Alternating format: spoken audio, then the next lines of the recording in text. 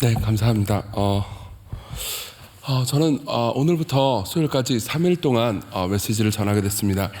3일 동안 제가 여러분들에게 전할 메시지의 주요 주제는 이렇습니다.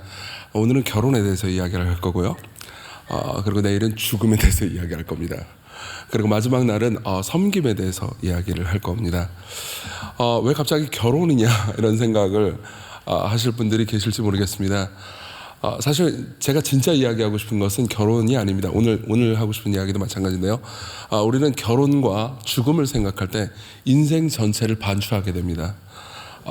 인생에서 제일 중요한 일들 중에 하나잖아요. 그러니까 꼭 죽음도요. 나의 죽음이 아니고 누군가의 죽음을 여러분들이 볼 때 여러분들의 인생을 다시 생각할 겁니다.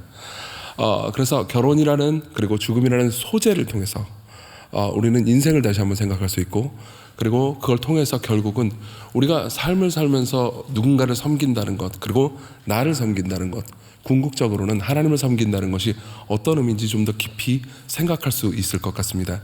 그래서 오늘은 결혼에 대해서 이야기를 할 겁니다. 성경은요, 성경 엄청나게 현실적인 책입니다. 성경은요, 결혼을 한 사람이 겪는 고통에 대해서도 굉장히 현실적입니다. 그리고 결혼하지 않은 사람들이 겪고 있는 고통에 대해서도요, 굉장히 현실적입니다. 성경은요, 이렇게 말합니다. 성경은요, 결혼이 꼭 필수적인 것이고, 결혼하지 않으면 마치 좀 뭔가 못 이룬 사람인 것처럼 여기는 보수적인 견해하고도 반대됩니다. 그렇다고 해가지고 결혼은 그냥 인생의 굴레이고 족쇄일 뿐이고, 결혼하면 손해를 볼 뿐이고, 결혼이라는 제도는 인간이 만든 건데 사람들을 힘들게 할 뿐이다 라고 생각하는 진보적인 견해하고도 반대됩니다. 성경은 어느 편도 들지 않습니다. 성경은 결혼이 선물이라고 말합니다. 성경은 결혼이 하나님께서 우리에게 주신 아주 좋은 선물이라고 말합니다. 그렇지만 궁극적 선물이라고 말하지는 않습니다. 성경은 결혼이 구원이라고 말하지 않습니다. 그리고 많은 사람들이, 심지어 그리스도인들도 이 문제에 있어서 현실적이지 않기 때문에, 그리고 성경이 말하는 바를 진정으로 이해하지 못했기 때문에 결혼 때문에 고통을 겪는 일이 많습니다. 결혼을 만일 구원으로 여긴다면요, 결혼이 진짜 나를 행복하게 해줄 거다라고 생각해서 결혼을 했다면요, 결혼을 한 이후에 겪는 실제적인 어려움 때문에 좌절하게 될 겁니다. 그리고 결혼이 진짜 나의 구원이다라고 생각하는데 계속 결혼을 못 하잖아요. 그럼 내 인생은 실패한 것처럼 여겨질 때가 많을 겁니다. 그렇지만 성경은요, 둘 다 아니라고 말합니다. 사도 바울의 삶을 생각해 보십시오.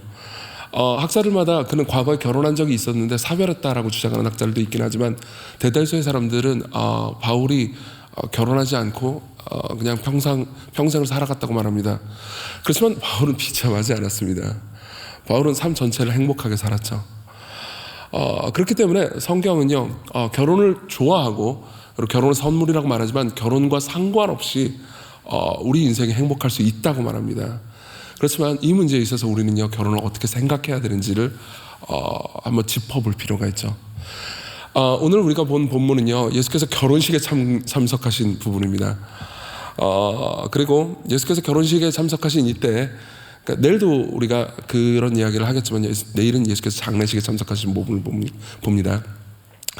내일도 그런 얘기를 하겠지만 약간 분위기가 어둡습니다. 예수님의 하시는 반응들이요. 여러분들이 3절을 보면요, 포도주가 떨어진지라 예수의 어머니가 예수에게 이르되 저들에게 포도주가 없다 하니, 예수께서 이르시되 여자여 나와 무슨 상관이 있나이까, 내 때가 아직 이르지 아니하였나이다 라는 아주 알쏭달쏭한 말씀을 하십니다.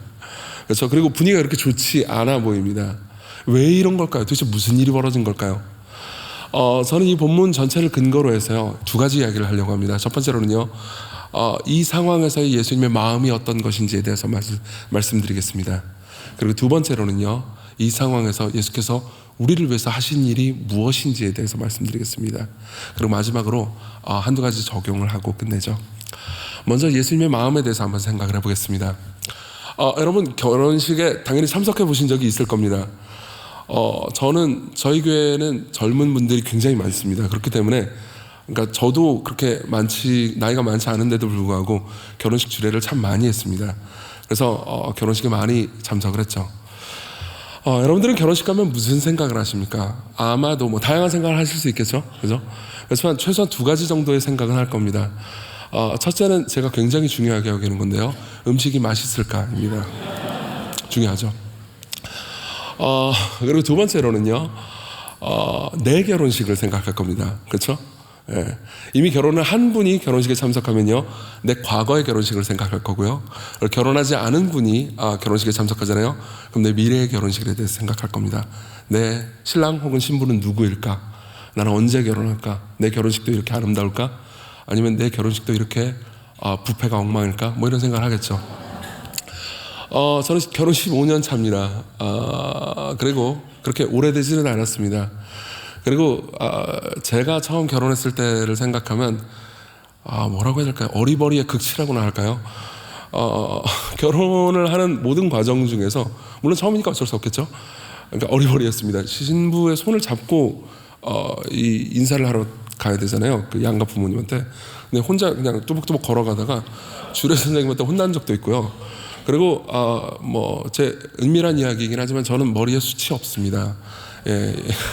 지금 아마 저는 훨씬 더 빛날 겁니다, 앞으로. 그리고 젊었을 때도 그렇습니다. 저는 32살에 결혼했는데요.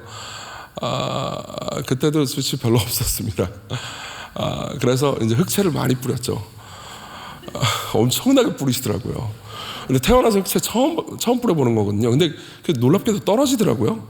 그래가지고 막 꺼멓게 되고 막 난리도 아니었습니다. 그런 생각을 하죠. 예수께서 결혼식에 참석하셨을 그때도요, 아마 두 가지 생각을 할 수 있었을 겁니다. 먼저 음식 얘기부터 한번 해보죠. 끔찍하게도 이 결혼식 때는 포도주가 떨어졌었습니다. 예. 물론 여러분들은 그게 무슨 대수냐 이렇게 생각할 수 있습니다. 하지만 당시의 결혼식은 보통 일주일간 진행됐습니다. 그리고 여기 보면 예수께서 두세 통 드는 항아리를 이제 거기다가 가득 채웠다고 그랬잖아요. 물을 가득 채워가지고 포도주로 바꾸시잖아요. 그게 약 540리터 정도 됐을 겁니다. 그러니까 엄청난 양이었죠.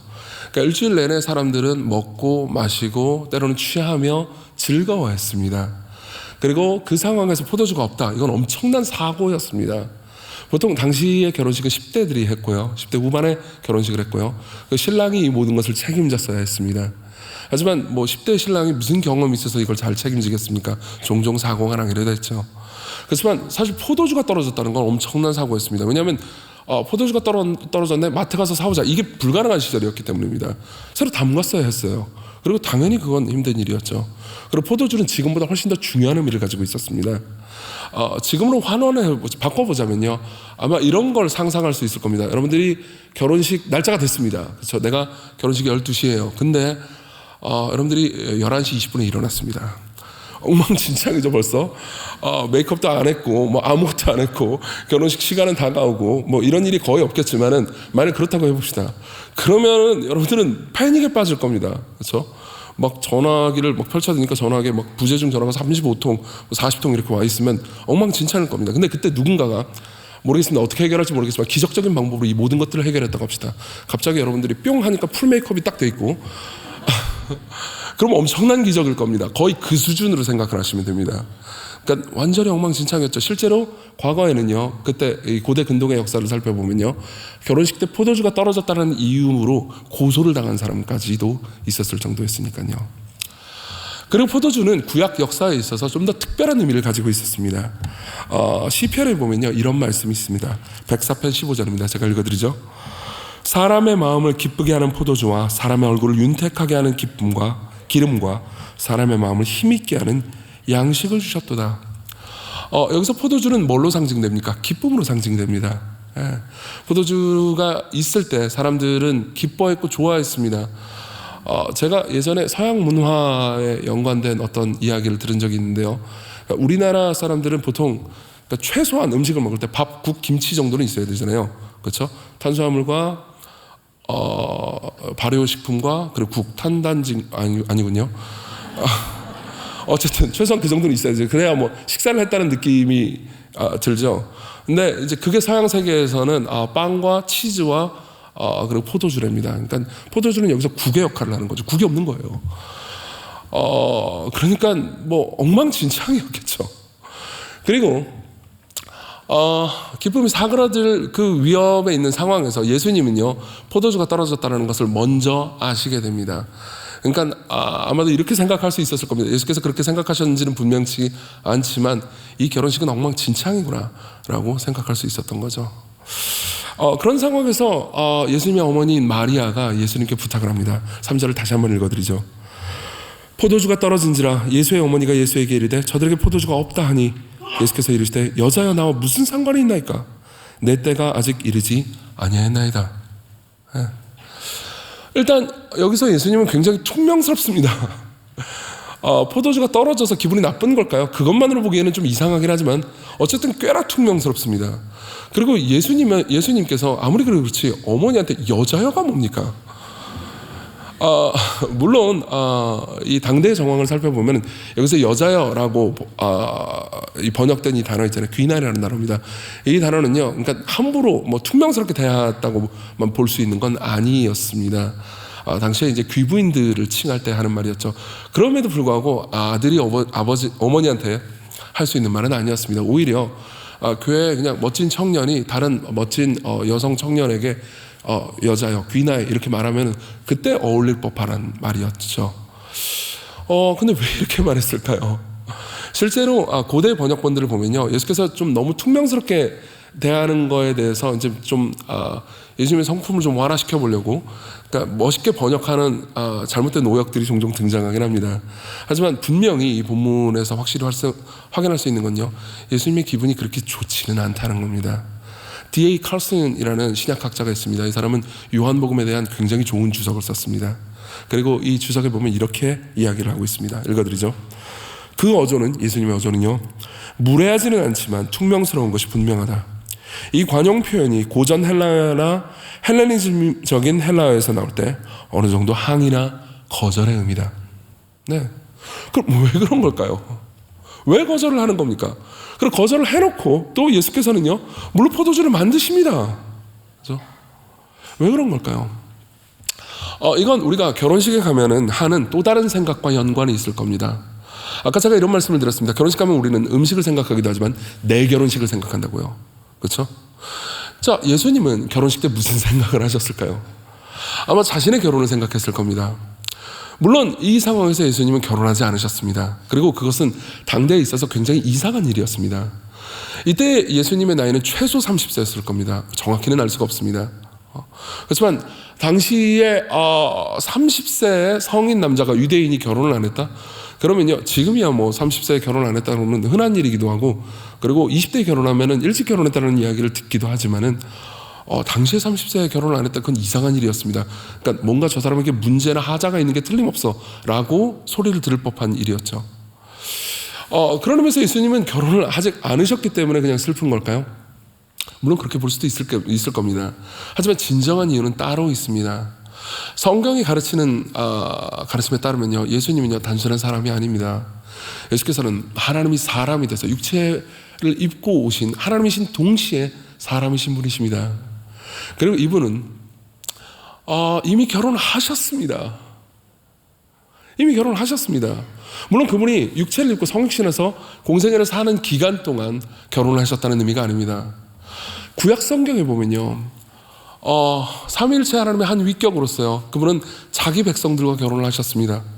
실제로 여러분들이 구약 성경의 선지서들을 보면요, 하나님께서 이스라엘과 자기 백성을 너무 사랑해서 그들과 결혼했다라는 이야기, 메타포로 가득합니다. 한 두 절 정도만 제가 읽어드리겠습니다. 이사야 62장 9절입니다. 신랑이 신부를 기뻐함 같이 내 하나님이 너를 기뻐하시리라. 한 절 더 읽어드리죠. 호세아 2장 19절입니다. 내가 너에게 장가들어 영원히 살되 공의와 정의와 은총과 긍휼히 여김으로 내게 장가들며 진실함으로 내게 장가들리니 네가 여호와를 알리라. 이런 구절들은 그러니까 하나님께서 자기 백성들을 얼마나 사랑하셨는지를 보여줍니다. 내가 너와 결혼했다. 내가 너를 그토록 사랑한다. 내가 너와 언약을 맺었다. 난 널 절대로 떠나지 않을 거야. 이렇게 말씀하신 거죠.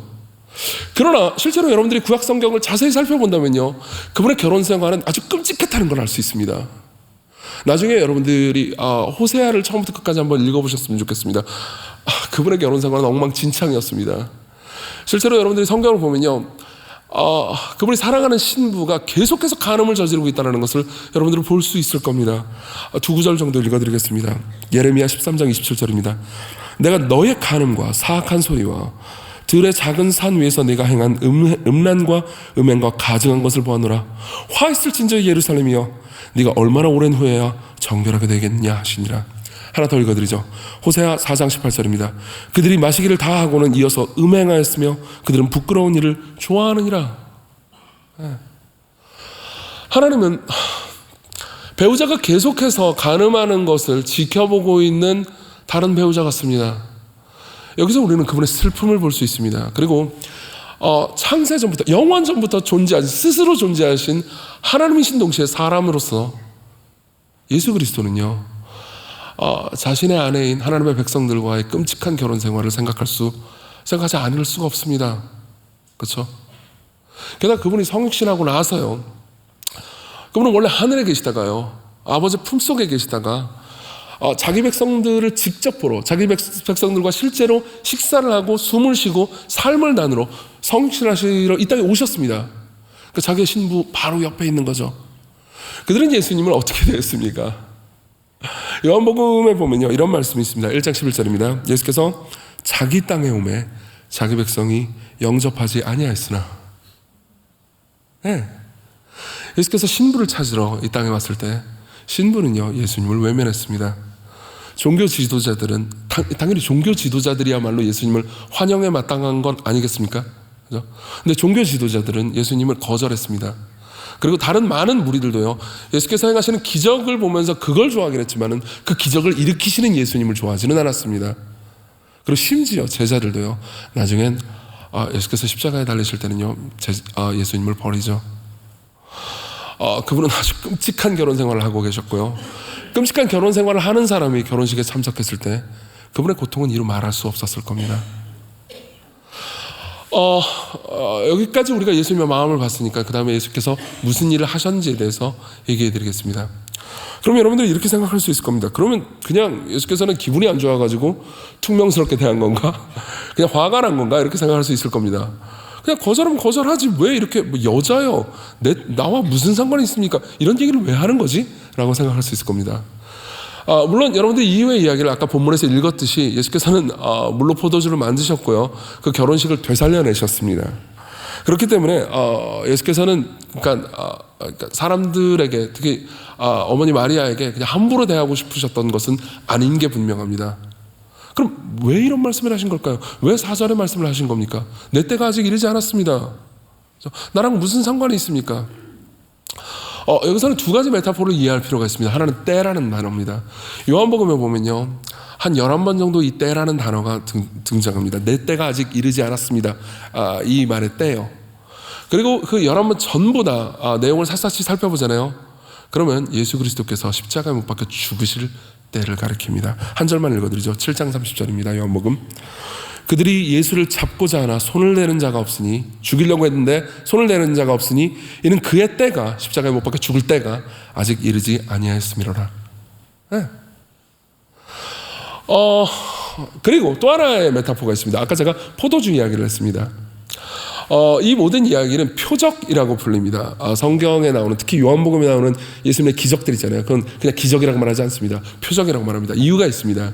그 기적들은요, 그 기적들 자체가 의미가 있다기보다는 그 기적들이 가리키는 어떤 내용들이 의미가 있기 때문입니다. 예를 한번 들어보죠. 지금 여기 물이 있는데요, 제가 이 물이 좋은 것 같네요. 이 물을 말도 안 되지만 포도주로 만들었다고 합시다. 그래가지고 벌컥벌컥 마시고 취했다고 합시다. 그러면 거기에는 아무런 의미가 없습니다. 그냥 기적인 기적이죠. 그렇지만은 그냥 그 기적이 나타내 주는 건, 저 목사는 그냥 방탕하구나, 그거 말고는 아무것도 없습니다. 맞죠?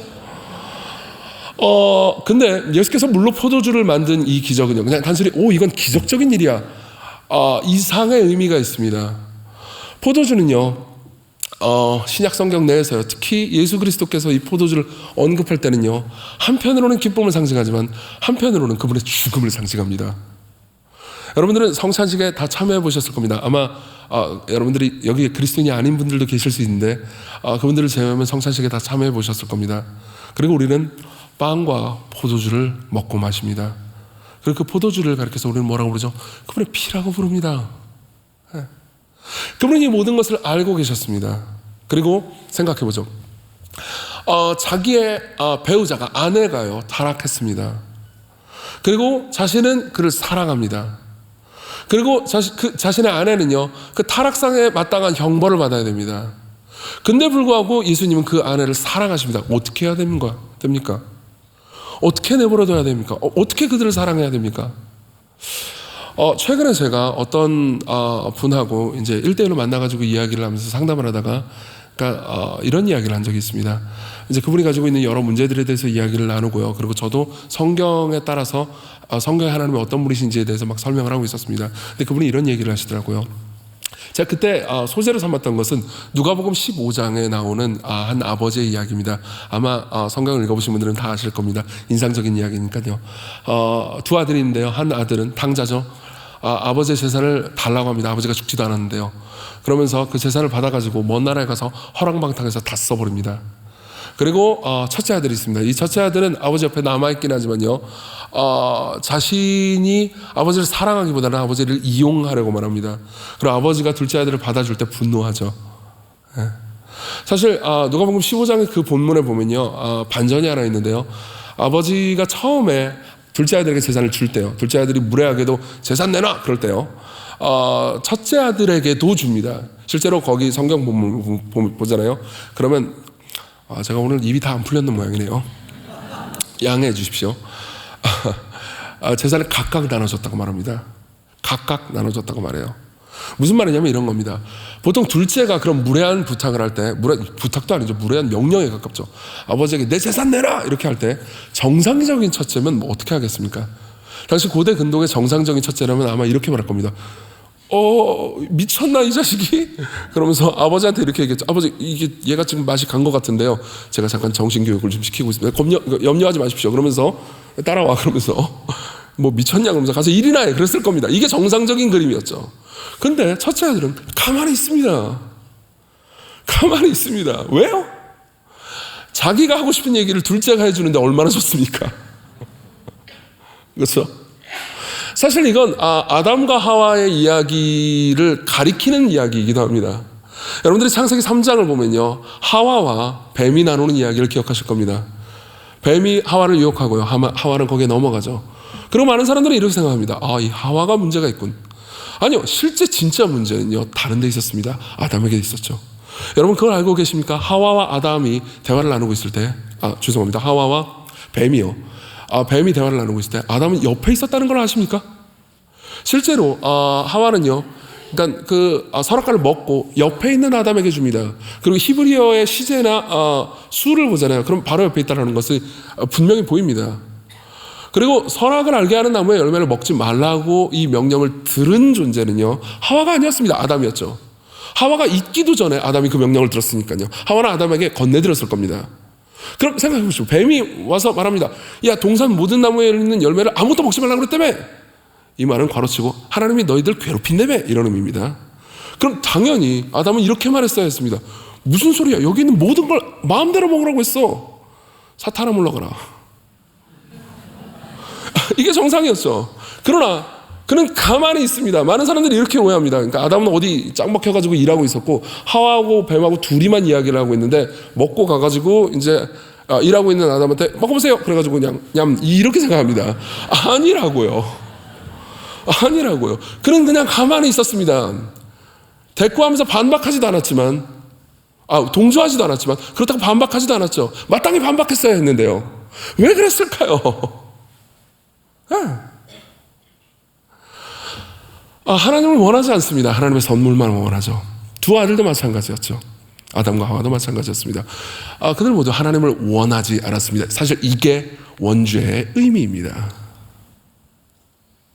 자, 봅시다. 그러면 이 이야기를 제가 왜 하는 걸까요? 그분하고 제가 상담을 하면서 이런 이야기를 했습니다. 그리고 그분이 던진 질문이 있었습니다. 그분이 저한테 이렇게 얘기하더라고요. 그럼 왜 이 아버지가 문제가 있어요. 왜 아버지는 그냥 재산을 줘버렸죠? 이 두 아들에게 왜 재산을 줘버렸습니까? 사실 이 문제는요, 이런 질문과도 똑같습니다. 왜 하나님은 아담과 하와가 선악과를 먹는 걸 냅뒀습니까? 못 먹게 막았어야 하는 거 아닙니까? 왜 내버려뒀죠? 자, 자, 이걸 이해하기 위해서 제가 그림을 한번 그려보겠습니다. 여러분들 뭐 남성들도 다 남성이나 이미 결혼하신 분들도 이 그림을 예화를 이해할 수 있을 겁니다. 여러분들이 사랑하는 애인이 있습니다. 사랑하는 사람이 있습니다. 그리고 사랑하는 사람이 있으면 둘이 연인이라면요 자주 데이트를 할 겁니다. 맞죠? 근데 그 사랑하는 사람이 이제 더 이상 나를 사랑하지 않는 것 같아 보입니다. 예. 그리고 데이트를 주기적으로, 예를 들면 토요일 저녁마다 데이트를 한다고 합시다. 근데 그때마다 토요일날 데이트를 꼭 해야 돼. 힘들어 죽겠는데 삶이 피곤해. 막 그렇게 얘기합니다. 그리고 실제로 토요일날 가잖아요. 그러면 막상 데이트를 한다고 해도 막 너무 피곤해가지고 귀찮아. 그냥 모든 게 귀찮아. 그래서 너를 만나는 것도 귀찮고 온 세상이 귀찮아. 그렇게 한다고 합시다. 그런 식으로 대응한다고 해보세요. 그리고 다른 일을 할 때는 신나가지고 갑니다. 그럼 여러분들은 계속해서 그렇게 행동하는 사람을 보면서 어떤 생각이 들죠? 어떻게 하고 싶으십니까? 나왔네요. 헤어지자고요. 손절. 그래서 집에서 계속 놀아라. 근데 만일 여러분들이 그 사람을 사랑해서 못 헤어지겠다면요? 그럼 이야기가 달라집니다. 내가 저 사람을 사랑합니다. 근데 저 사람은 나를 계속해서 배신하는 게 분명합니다. 나를 계속해서 이용하기만 합니다. 나한테 얻어갈 수 있는 건 다 챙겨가려고 하는데 나를 사랑하지는 않습니다. 나와 함께 있으려고 하지는 않습니다. 그리고 함께 있는 시간이 되면 말하죠. 피곤해. 그럼 여러분들이 할 수 있는 말은 뭡니까? 헤어져? 내가 그 사람을 사랑하기 때문에 그 말은 할 수 없습니다. 같이 놀아? 그럼에도 불구하고 같이 놀아? 그것도 할 수 없습니다. 너무 괴롭히는 것 같아서요. 할 수 있는 건 하나밖에 없죠. 냅두는 겁니다. 집에 가. 내일 만나. 꼭 같지는 않겠지만요. 하나님 입장도 비슷합니다.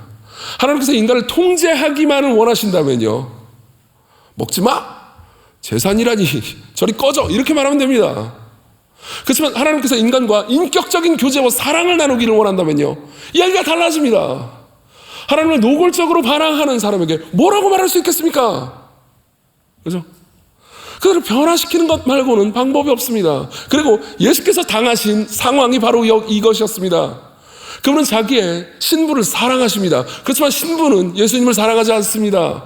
그리고 예수님은 그런 끔찍한 결혼 생활을요 수천 년간 해오셨습니다. 그리고 결혼식이 있습니다. 그리고 예수께서는 아십니다. 내가 이 신부를 구해내려고 한다면, 이 신부가 진짜로 나를 사랑하게 만들고 나도 이 신부를 사랑할 수 있게 한다면, 내 신부가 저지른 모든 죄를 용서받게 하고 그들에게 심판이 가지 않게 하려면 내가 이 신부를 대신해서 피를 흘리고 죽어야 한다는 걸 압니다. 그래서 내 때를 언급한 겁니다. 예수님은 마리아에게 이렇게 얘기하는 거죠. 아직은 내가 십자가에 이를 때가 아닙니다. 십자가가 내게 얼마나 괴롭고 고통스러운 것인지 당신은 아십니까? 아직은 그때가 오지 않았습니다. 이게 나랑 무슨 상관이 있습니까? 물론 어머니는요 포도주 얘기를 했을 뿐이지만 예수께서는요 이 포도주를 통해서 이들이 계속해서 기쁘려면 자신이 슬퍼야 한다는 것을 아십니다.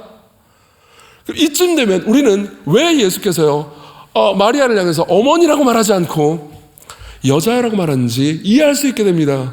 예수께서 공생애를 시작하셨습니다. 30살까지는 그냥 평범한 사람으로 삶을 사셨습니다. 그렇지만 지금부터는요 예수께서 공생애를 시작하신 이후부터는 그분은 공적인, 하나님이신 동시에 사람으로서 공적인 삶을 사시죠. 이때 예수님과 마리아의 관계는 더 이상 모자 관계가 아닙니다. 마리아는 예수님의 신부입니다.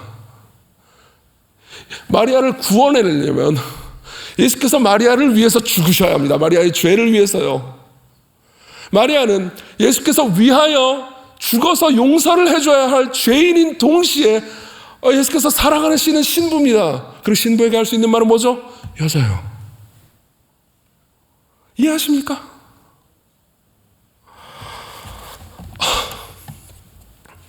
예수께서는 이렇게 말씀하시는 것과 비슷합니다. 여자요, 내가 죽는 것이 마리아 당신을 포함한 내 백성이 내 품에 안길 유일한 방법이고, 내가 그들을 껴안고 사랑할 수 있는 유일한 방법이며, 내가 그들과 함께 잔치를 즐길, 결혼 잔치를 즐길 유일한 방법입니다. 내가 그들과 함께 장차 어린 양의 혼인잔치에서 기쁨의 잔을 마시기 위해서는 지금 나는 하나님의 진노와 저주의 잔을 마셔야 합니다.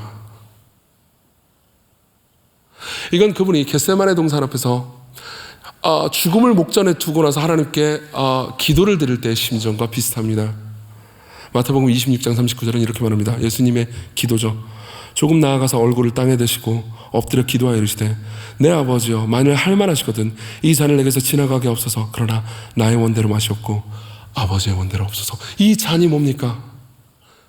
구약성경에 익숙한 사람들은요 이 잔이 하나님의 진노의 잔이라는 걸 압니다.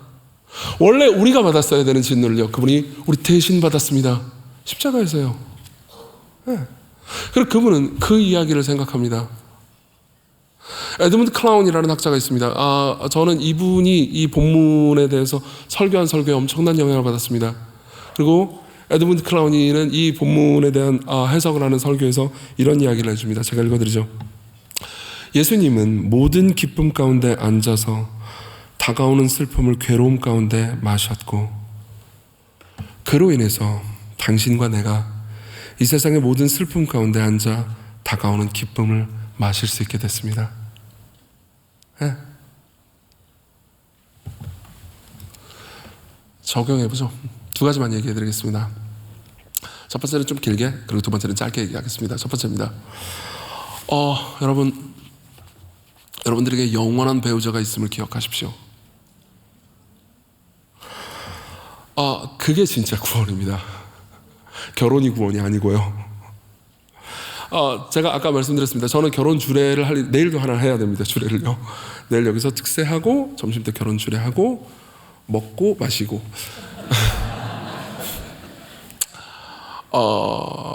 결혼 주례를 꽤 많이 했습니다. 수십 번 했습니다. 근데 처음에는 뭐 결혼 주례할 때 떨렸고요. 그 다음에는 너무 젊은 목사가 결혼 주례를 하니까 떨렸다가 좀 지나고 나서는 익숙해졌고, 그리고 한 40번이 넘기니까 이런 생각이 들었습니다. 결혼식 때 그렇게 기뻐하지 않는 사람들이 눈에 보이기 시작했습니다. 네. 결혼식을 누릴 수 없는 사람들이 눈에 보이기 시작했습니다. 대체로 두 부류입니다. 하나는요, 이미 결혼을 했고 현재 결혼 생활이 끔찍한 사람들입니다. 그리고 또 하나는요, 결혼을 너무나 하기를 원하지만 아직 결혼하지 못했고 시간이 계속 흘러가는 사람들이죠. 네. 이들은 결혼식에 잘 오지 않거나 혹은 결혼식 때도 그렇게 마냥 기뻐하지 않는다는 걸 알게 됐습니다. 그리고 종종 자신을 삶의 실패자나 루저로 생각하는 경우도 많았죠. 그래서 전자는요, 즉 결혼이 불행한 사람들은요, 후배들에게 이렇게 말합니다. 너는 결혼하지 마. 네. 그리고 후자는요, 자신이 결혼하고 싶은데 왜 하나님께서 자신에게 결혼을 허락하지 않는 건지에 대해서 슬퍼하고 애통하고 분노합니다. 여러분, 저는 여러분들을 놀리려고 이 얘기를 하는 게 아닙니다. 오히려 제가 그 마음을 온전히 다 이해할 수 없음에 슬픈 마음뿐입니다.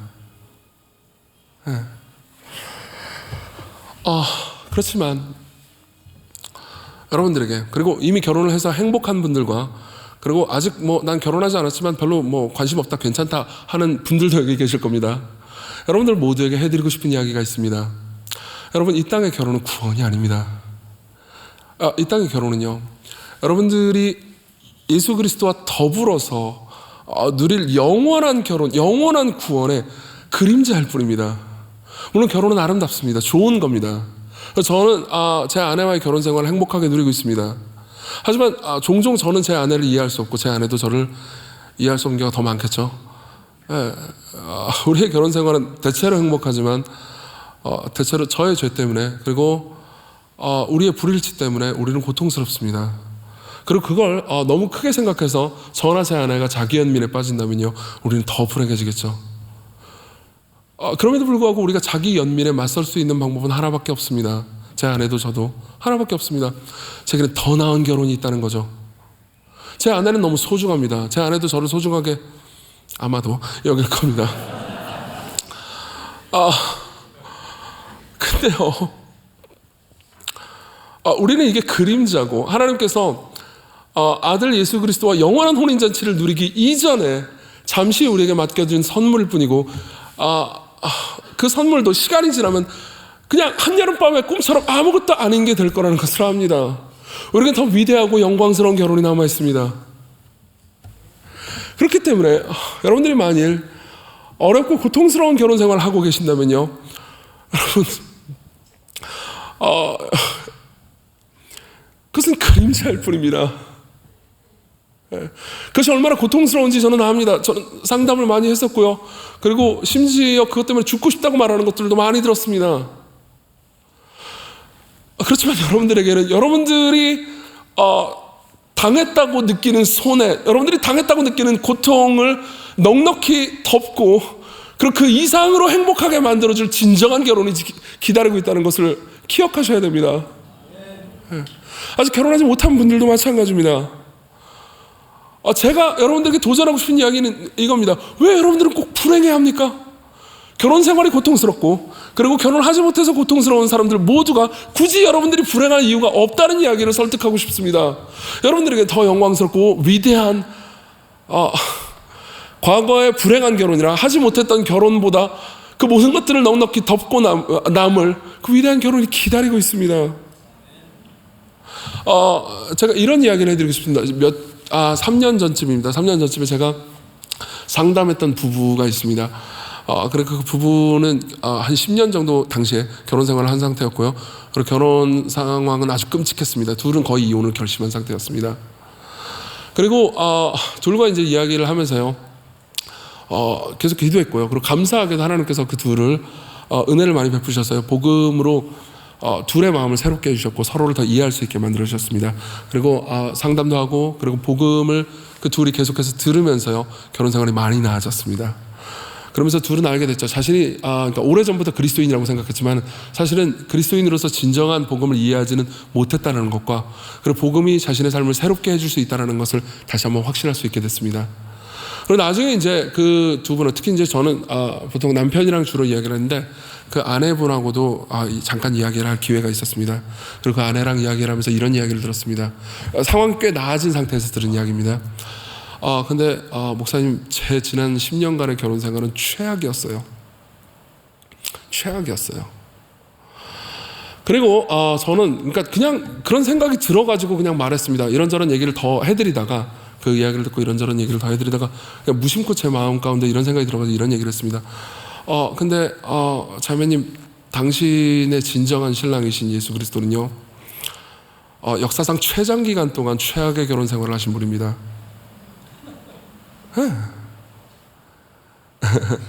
웃기시죠? 웃기지만 또 슬픈 이야기이기도 합니다. 왜냐하면 우리의 이야기니까요. 교회는요, 여러분들 교회를 아실 겁니다. 교회는요, 늘 순결하거나 늘 순종하거나 늘 하나님께 신실했던 것이 아니었습니다. 지난 2000년간 생각해 보십시오. 아니 그냥 여러분들이 뭐 한국교회다라고 하는 것들을 한번 생각해 보십시오. 교회는 예수님에게 있어서 끔찍한 존재였습니다. 그분의 승천 이후에 결혼 생활만 해도 2000년인데 2000년 내내 교회는 진실로 예수 그리스도께 신실한 것이 아니었습니다. 그분은 진짜로 최악의 결혼 생활을 하셨고 그럼에도 불구하고 자기 신부를 안 사랑하신 적이 없습니다. 그리고 그분이 여러분들의 진정한 신랑이십니다. 여러분들이 지금 어떤 상황이든지 간에 여러분들의 신랑이 여러분들을 기쁨으로 안아주실 때 여러분들이 겪었던 모든 고통은 마치 없었던 꿈처럼 사라질 겁니다. 여러분들이 결혼을 못했습니까? 혹은 결혼을 했는데 불행하십니까? 혹은 이혼했습니까? 여러분들 과거가 어떻든 상관없습니다. 그분이 여러분들을 긍휼히 여기십니다. 여러분들이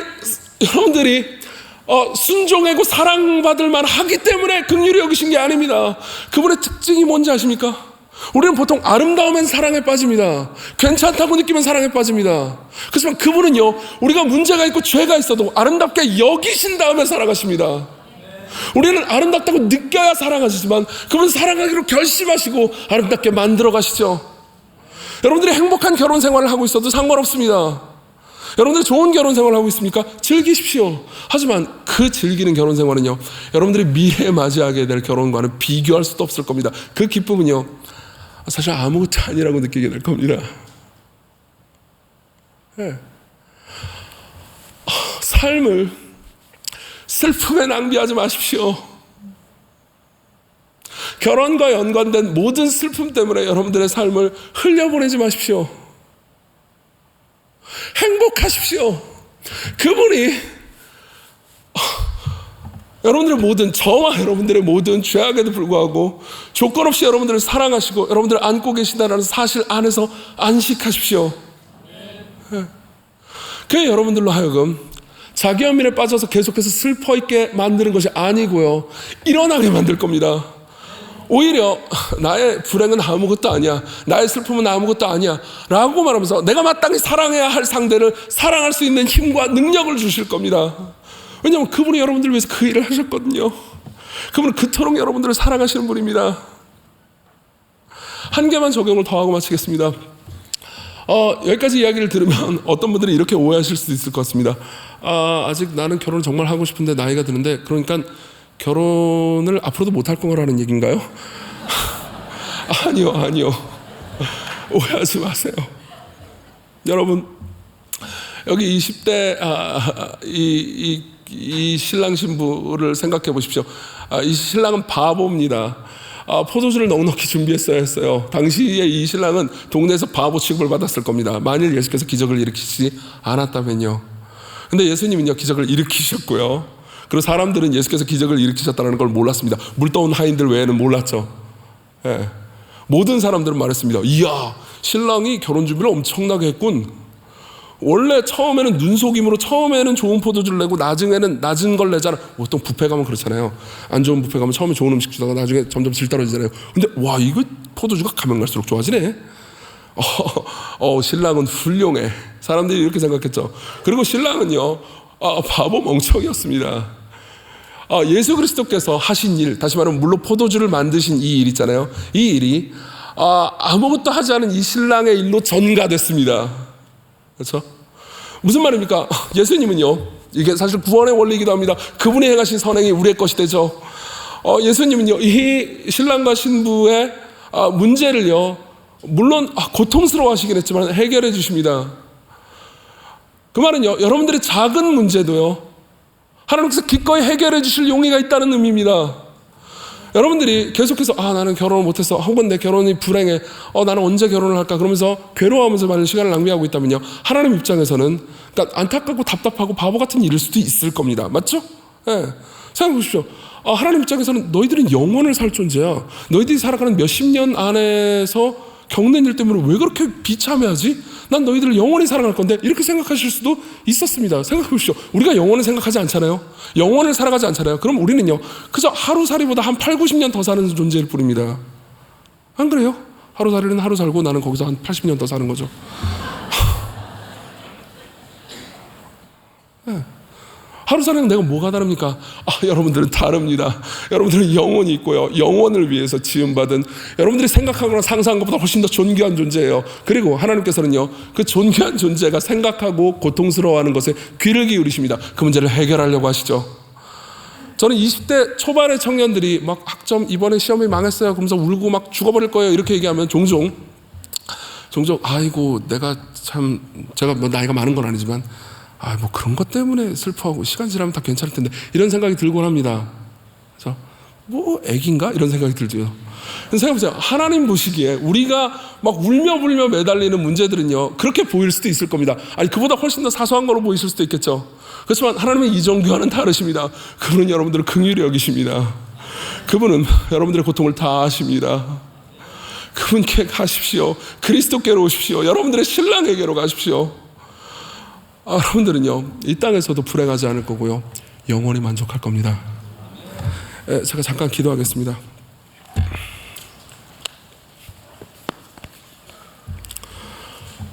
우리의 영원한 신랑, 우리의 만족이요, 당신 없이는 우리가 기뻐할 수 없습니다. 당신 없이 우리가 누리는 작은 기쁨도 안개에 불과하고, 우리가 잃어버렸기 때문에 혹은 가지지 못했기 때문에 슬퍼하는 슬픔 역시 안개에 불과할 것입니다. 하나님이라는 거대한 현실을, 예수 그리스도의 사랑이라는 거대한 현실을 우리가 생생하게 누리게 해주십시오. 그리고 그 누림 때문에 우리가 삶을 용기 있게 살아갈 힘을 주십시오. 예수님 이름으로 기도했습니다. 아멘.